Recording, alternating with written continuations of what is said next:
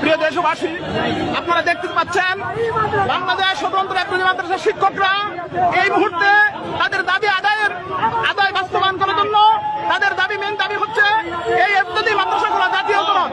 সেই ধারাবাহিক লক্ষ্যে এখন শিক্ষকরা কিন্তু মাননীয় উপদেষ্টা ডক্টর ইউনূসের গণভবনের দিকে এগিয়ে যাচ্ছে।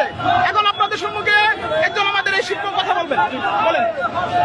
আসসালামু আলাইকুম ওয়া রাহমাতুল্লাহ। আজকে আমরা এই রাজপথে আমরা নামছি।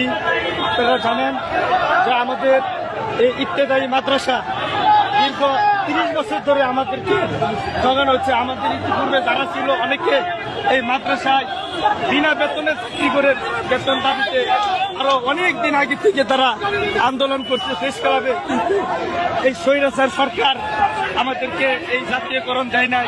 শিক্ষামন্ত্রী দীপুমণি একবার আমাদেরকে বলেছিল যে উনি আমাদেরকে জাতীয়করণ করে দিবে এবং কিন্তু কোনো কিছুই দেয় নাই। ওই শিক্ষামন্ত্রী দীপুমণি